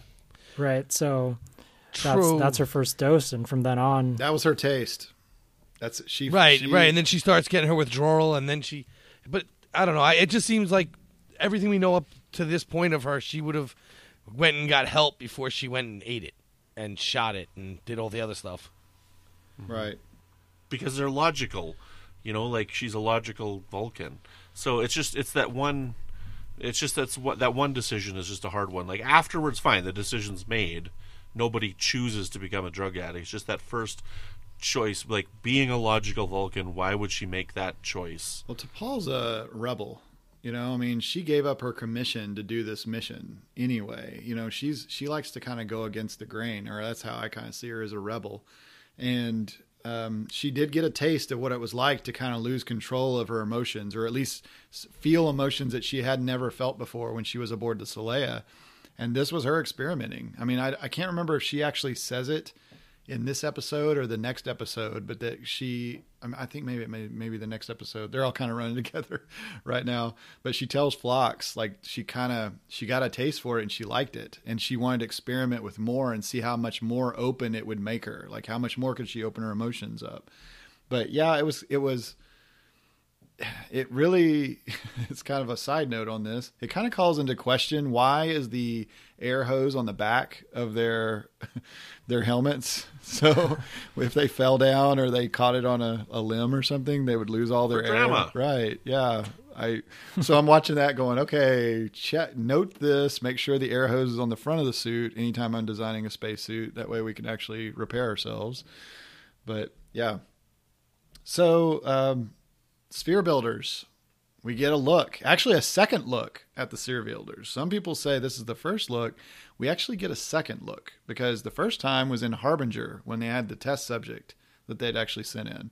But we actually get to see what I guess you could consider the sphere builder female. I don't know if we actually know what sex they are or anything like that.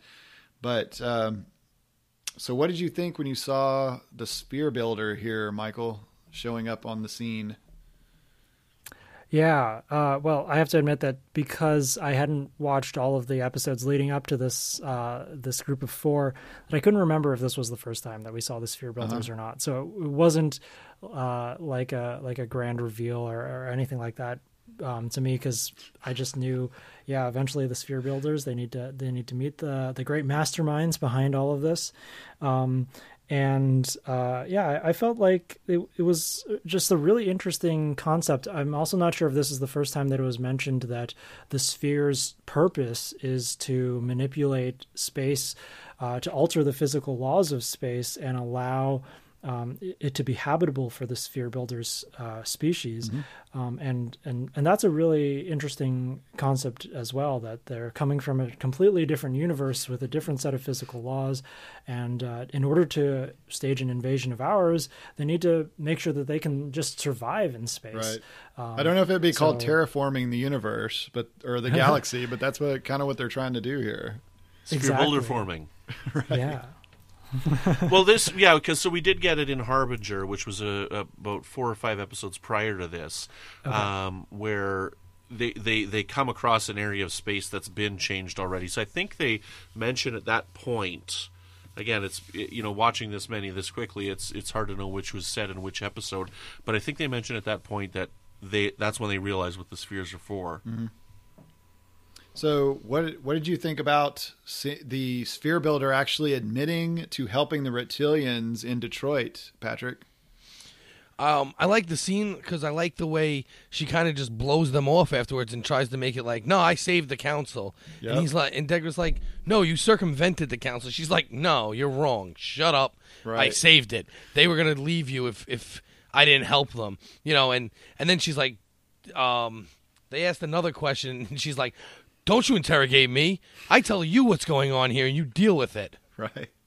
Well, it was kind of like they're trying to get her, catch her on something, is it true that you helped them? And she's like, of course it is. Of course I helped them. Like who are you to question? Isn't it obvious? Yeah. Who are you to question me? I'm like 10 steps and 2 universes ahead of you, Well, so, what I like too is after the conversation, I think it's immediately after, Degra goes, Archer has one thing they don't, and that's evidence. Yep, proof. So this is like the moment like Degra's really starting to believe maybe they're lying to us. Right. Mm-hmm. That's true. Floyd, I just remembered something I'll point out here. It is a she, because they mentioned in the previous episode they were talking a couple of times and they didn't announce, but she did this and we got to talk to her. Oh, okay. Right? Okay. They didn't explain it was the female sphere builder in the previous episode. So but they did refer to a mysterious she and a mysterious her in the previous episode. Okay, so they used a gender label. Okay, I didn't catch that. But I didn't know if they had actually in Azati Prime. I didn't know if they'd actually ever mentioned that. Kind of like the founders in DS9, and then like how do they really do they ever actually label themselves as a female or a male or something like that? So I was just, we're just going with that. All right. So, I think this is a great episode. This is an awesome episode.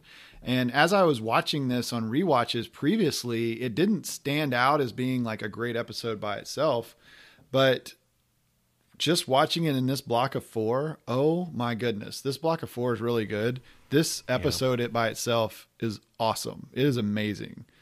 So yeah, great performances, great writing, great character drama, great tension. And, we've got some damage that we're dealing with here. So, was there anything else that you all had for damage or wanted to add for damage? Well, if you'll let me have one quick science note. Okay. Mikey's for this Science episode. Corner. Yes. Science Corner time. So there was a point early on in the episode where they're all beat up and they're looking for a place to hide. And Reed notices that there's a cometary dust cloud, and Archer's like, can we hide in that? And T'Pol's like, yeah, it has a magnetic field that will jam sensor readings. And I didn't know that comets had magnetic fields. So I went and looked it up and was like, I'm probably going to find out that comets don't have magnetic fields. And this was just like, but they actually do. Wow. Comets have magnetic fields when they get close to stars, and basically gas starts evaporating off of the solid nucleus of the comet. Right. And then the solar wind particles, these charged particles that are streaming out from the sun and from other stars, will basically interact with that coma of gas material and induce a magnetic field that can be actually really, really powerful. Wow. And so in 2014, there was a comet called Siding Spring that flew past Mars, and it got really, really close to Mars. And the comet's magnetic field actually enveloped Mars and wreaked havoc on Mars's magnetic field. Wow. Which honestly isn't that strong to begin with. That's why I didn't think comets had magnetic fields at all, because I knew Mars's field is pretty pitiful. But it turns out that this one comet just wreaked havoc with Mars's field, and the spacecraft in orbit of Mars that is measuring the escape of Mars's atmosphere. The spacecraft is called MAVEN, and it actually noticed that during the comet's flyby of Mars, there was a quite substantial increase in the amount of atmosphere that escaped from Mars because of this strange magnetic field that the comet was inducing. Wow. So I learned something by watching Damage and looking up some science. Yes. Yeah. And just for future note here, if we're flying or we're going to go hide in a comet, make sure that our sensors or our ship's not affected by the magnetic field created by the comet, right? Yeah. All right. Good to know. All right. So now let's move on to the Forgotten. So the funny thing about the Forgotten, I mentioned this earlier on the opening, is I actually forgot what the Forgotten was about. Because so did I. Because we were leading up to this, and I knew what Hatchery is. That's the creepy one with the slimy eggs. And then I knew what Azati Prime was, and then I knew what Damage is because it's in the title. It's Damage, and the ship is. And I forgot, what's the Forgotten? What is it? The Forgotten. But it's way better than Voyager's Unforgettable. Oh my goodness, yes. The Forgotten is a really good episode. It's really good when you think of the crescendo that has happened with Damage, and it's all come to a head. This is kind of like the quiet aftermath, and everyone has to deal with their own wounds, mentally, physically, the ship, everything. They're just having to deal with the wounds, the real, what would be the real trauma of being in this situation, being in this attack like this and having to deal with it. So I thought it was a really good change of pace episode. So Patrick, I got to talk to David Goodman a bit about this episode in the interview from last episode. Okay, because he wrote this episode with. Yes, I saw his name pop up. Band. But and then I'll also mention what I mentioned at the start of the episode to our guests here today. So, do either of you guys watch the fan series Star Trek Continues? Nope. No. Okay. So the woman that plays the crewman in this here, the ghost crewman, she's Kipley Brown, and she plays Crewman Smith on Star Trek Continues. Very good. So, very good. Interesting. So Patrick, what did you think about this change of pace type episode that happened right after the huge explosion that was Damage? No, I think it was perfect because it really ties the emotions of the characters back to the other episode. and it really, I think it's a good finale for the 2 episodes that preceded it. Hatchery kind of doesn't fit in here, but the other 2 where they get into the fight at the end and then all the damage from damage, and then we have this, and you have Trip, having the nightmares about not writing the thing, and for I can't remember her name now. Taylor, right, and you have I think in this one, like you said, they're all kind of melding together, but I think you end up having. T'Pol goes to see Phlox again in this episode, right, about the Trillium D, and this is when it's actually revealed, like what's actually happening to her, to Phlox. Okay, right, and then you find out. I think the biggest point in this episode, the thing that hit me the hardest when watching this, was that what's making it so hard for Trip is that he's not thinking about Taylor; he's thinking about his sister. Yes, and how can someone so young just be gone? Right. I agree. So, Michael, what did you think about this slow down and deal with the aftermath type of an episode? Yeah, it's really powerful. I feel like this was definitely a Trip Tucker episode, as he's dealing with the loss of not just his crewmates, but also his sister.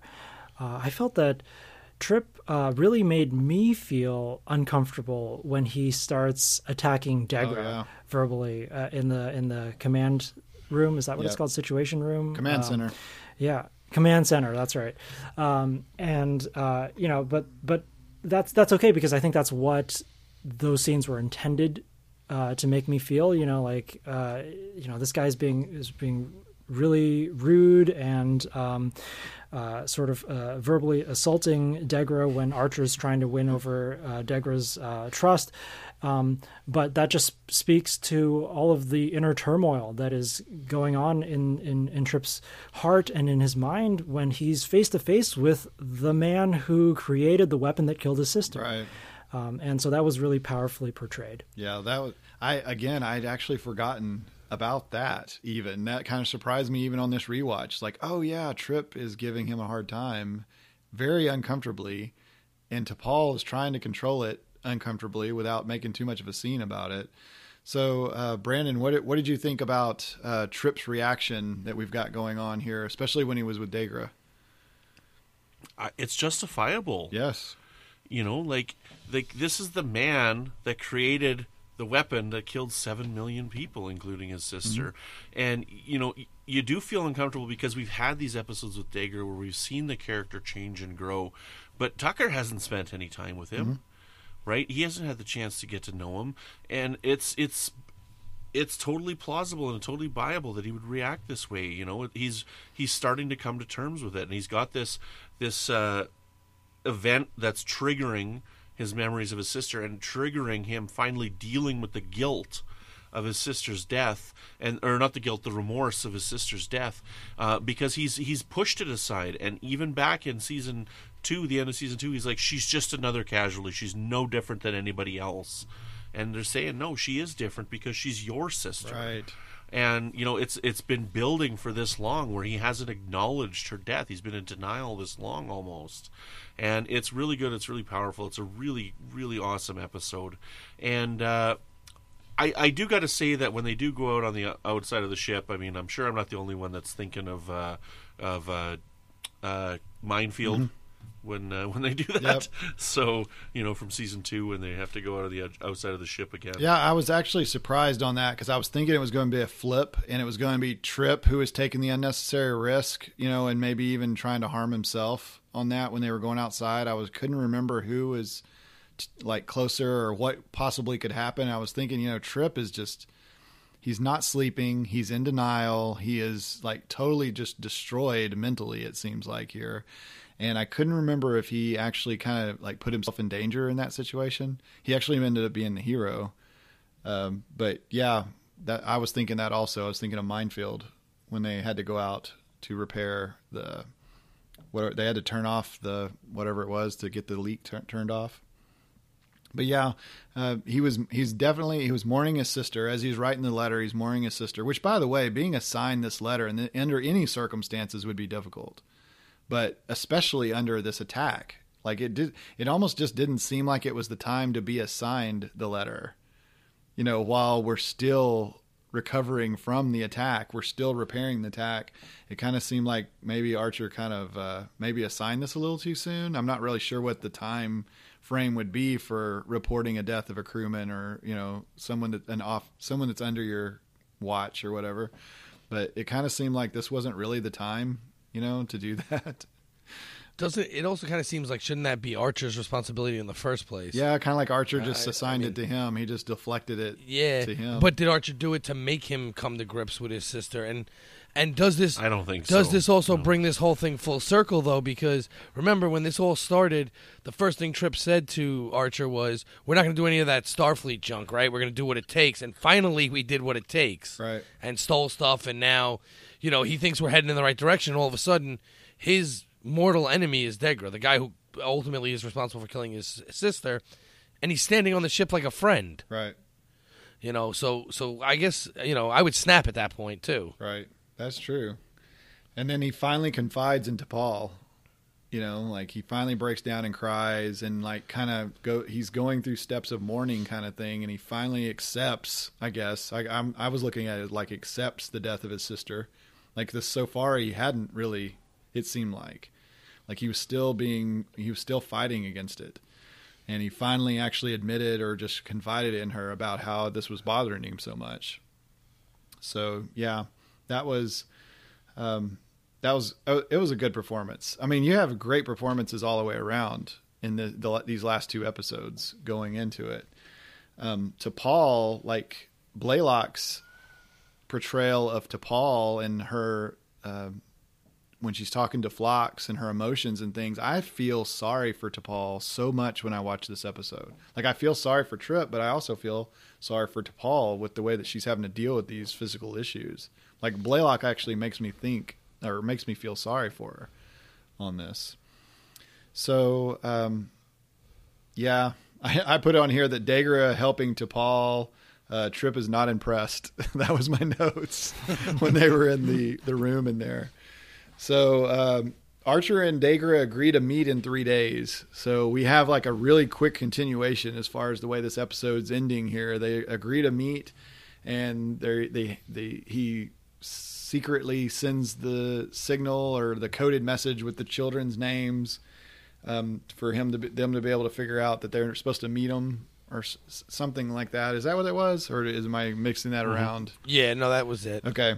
And it was hidden inside the message. Was the coordinates. And they were supposed to go through this anomaly. And I was almost thinking that this episode, I couldn't remember how this episode ended. I was almost thinking that this episode ended on a cliffhanger. I thought we went through and it started the E squared, like we saw another version of us or something. I don't know. I was trying to make something out of nothing. I was trying to create a cliffhanger on this episode or something. But all right. So did you have anything else that you wanted to add on The Forgotten? The only thing about The Forgotten that I liked is when you see T'Pol going through this, she's now, because Trip has confided in her, so she's kind of carrying around that and the Trillium issue. Mm-hmm. So you actually start to feel even worse for her about this because she's trying to carry pretty big burdens at that point. True. And she hasn't told Trip her situation, but he confided in her. So, and she explains that we do have emotions. Like, this is when she tells him, like, no, it's not that we're emotionless. So we have to keep him in check, because if I was in your shoes without that, I'd be losing my ever-loving mind at this point and not be able to handle it. Right. All right. So, Michael, what did you think about this block of episodes? Is it good as you remembered, or even better, or what do you think? Yeah, well, like I said, I had also forgotten what The Forgotten was about. I didn't remember Damage being quite as good as it was. Azati Prime's always been one of my favorites, and I found a new appreciation for Hatchery. So it was a really enjoyable rewatch, and thank you for having me on board, because otherwise I probably wouldn't have done this. Very good. I also just wanted to say about The Forgotten that Seth MacFarlane just pops up out of nowhere. And I was like, yes. Oh, you're on the Orville now. Yes. Yep. And he was being first he had to be taught by Trip, to work his way up. He was just a crewman on the Enterprise there. Trip's his boss. Yeah, Trip gives him a pretty good lashing there. Just like, what are you doing? You're doing it all wrong. Get back to work. Yep. So, Patrick, what did you think about this block of episodes? I pretty much say this every time we do one of these retrospects, but this might actually be the time I'm right, where this is probably the best block of 4 that you could put together. I mean, again, Hatchery, you could take that out and whatever, you could flip it, but this is definitely the best 3. Yeah, where the story arc is so concise yet so fluid, and it leaves you one right after the other. And the one thing that is hard is I did remember the episodes.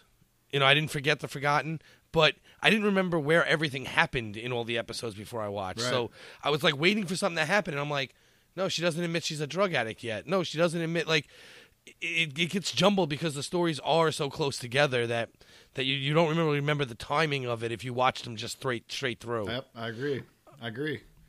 And Brandon, it seems like we've been talking about how what we thought about these group of episodes, but what's your final thoughts on this group? This is great. This is definitely the best group of 4 that we've had this season. I would give Azati Prime, Damage, and The Forgotten. I would rate them 5 out of 5, like all 3 of them, and I would probably rate Hatchery, 4 out of 5. But this is some stellar enterprise, and this is really the peak of the season. And I don't know if the next set of 4 is as good as this set of 4 was. So this might be the peak for the season here, but we'll see.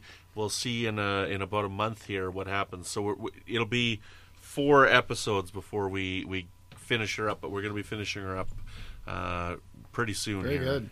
So yeah, I think this is great. When you name those 3 episodes together, I want, like, that would almost be like a Trek.fm throwdown right there, is try to find 3 other episodes back to back to back in any of the other series that are as good as these 3 episodes, or put your 3 episodes back that are consecutive up against these. These are what we're going to hang our hat on in Warp 5. What do you have over there, on Voyager? What do you have on DS9? What do you have?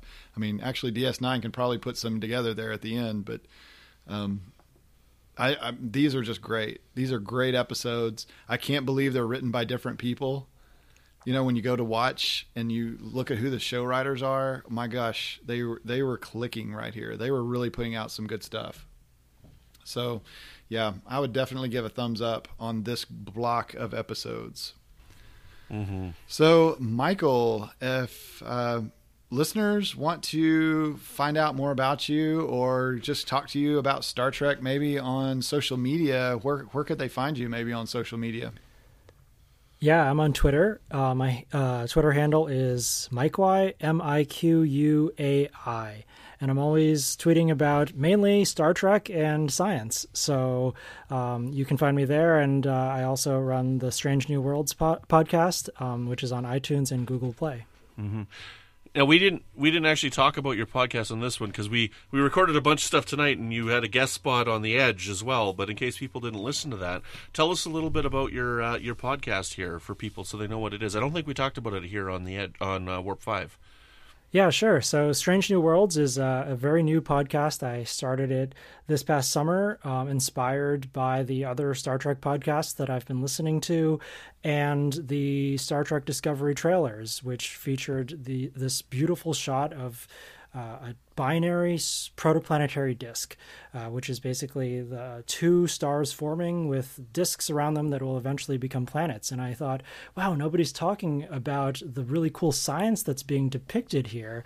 Why don't I get together with some friends and talk about what's actually going on in this image? And that just snowballed into being able to talk about all sorts of real life science in basically every single episode of Star Trek. You can find nuggets of science-inspired things there and explore them in more depth.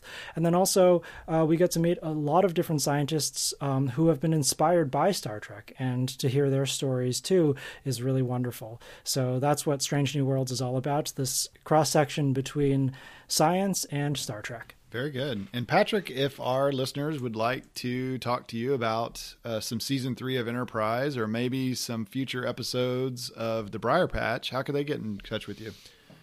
So they can catch me every other Sunday streaming from the Briar Patch and with my co-host Guinevere. But they can also catch me on Facebook. I'm always around the Babel Conference.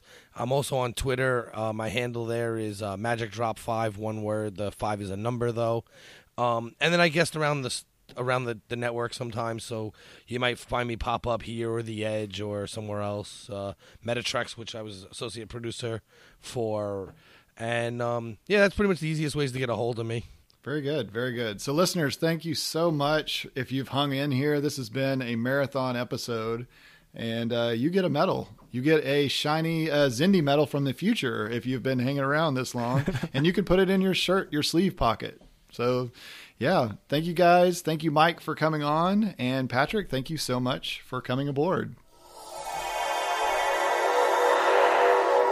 Season 3 is not the only thing we've been talking about on Trek.fm this week, so here's what you may have missed elsewhere on the network. Previously on Trek.fm, Earl Grey. I actually hadn't watched the show, I'm embarrassed to say, but I sat down and I started watching and recording episodes, and I immediately had an idea for a script because I found Data to be the most interesting character. To the journey! So you could have, carbonated gog. Carbonated gog? I'm trying to understand how this works. So the gok are presumably a little squishy or juicy on the inside. So you're saying that in order to give them the appearance of life, they replicate it with carbonation inside the gok. Yes, to make them pop and fizz. Kind of like an Alka-Seltzer, you know? Like pop, fizz, candy gok. Warp 5. And I go into the job interview, and I'm just parroting back to him things he said in his interviews, but he didn't know that I was just doing that. I would say, the thing about Star Trek is that you could write it. It's a mystery one week, it's a Western the next week, and I'm literally word for word things he said in an interview. So that's how I always feel, and I joke with him now that that's how I got the job. But the 602 Club. When we're talking about the idea of context in history, I think this is the biggest issue that I see in this film, and with the Force Awakens too. And you put them together because they're going to make a trilogy. Is look, writing 101. If you don't know the past and the future of your characters, you absolutely 100% cannot write their present. And that's what else is happening on Trek.fm. Check out these shows and find out what we're talking about in your favorite corner of the Star Trek universe. If you're an Apple user, be sure to hit the subscribe button in Apple Podcasts on iPhone, iPad, Apple TV, or the desktop iTunes app to get the latest episodes as soon as they are published. And while you're there, please leave us a star rating and written review. And if you're not an Apple's user, we've got you covered as well. You can find our shows on Google Play Music, Stitcher, TuneIn, Spreaker, SoundCloud, Windows Phone, and most third-party apps. And you can always go to our website and grab the MP3 file or the RSS link. We'd love to hear your thoughts on today's show, and the best place to go would be to the Babel Conference on Facebook. Type BABEL into the search field and join in on all the fun. You can also find us on Twitter at Trek.fm and on Facebook at facebook.com/TrekFM. And if you'd like to send us a voice transmission, you can go to speakpipe.com/TrekFM, record your message, and Brandon-Shea will add it to a future episode. And if you would like to send us an email, you can use the form on our website at trek.fm/contact. Choose to send to a show and select Warp 5. That will come right to us. And if you enjoy what you're hearing on Trek FM and on Warp 5, you can help us keep these shows coming to you each week by going to Patreon. That's patreon.com/TrekFM. That's patreon.com/TrekFM to get more details. You've got lots of perks on there that you can find out for whatever contribution level you're at. Most people like to get to that patron zone at $5 a month, but if you step it up just a little bit and go to $15 a month, you actually get to go onto the Patrons Roundtable and try out podcasting yourself. And if you go a little bit higher, you can be an associate producer for a show at $25, and that is exactly what our co-associate producers for Warp 5 did. So thank you, Mike Morrison, Tim Cooper, Justin Oser, and Mark Flessa for helping us out through Patreon. And Joe Saltzman. I also like to thank Tony Robinson for creating the cool show art for our shows, and Brandon-Shea for editing and publishing Warp 5. Yeah, you're very welcome. Brandon, if our listeners would like to get in touch with you to talk about some Damage or The Forgotten or anything else Enterprise or Star Trek related, how can they get in touch with you? Well, you can find me on Twitter at Brandon Mutala. I'm over on The Edge, which is our Star Trek Discovery podcast with Mike and Amy, and that's on every Friday. I'm not on every episode, but the show is released every Friday on the main show. You can find me over on the Fandom Podcast Network, and I have a show called Good Evening, an Alfred Hitchcock podcast, which I record with my friends Chris and Tom. And Floyd, where can people find you when you're not trying to save all those insectoid babies? Oh, goodness. They would find me in the Hatchery, but otherwise, if you really want to talk to me, you'd find me in the Babel Conference, the Trek.fm listeners page on Facebook. So, Boomers, thank you for listening, and join us again next time for another episode of Warp 5.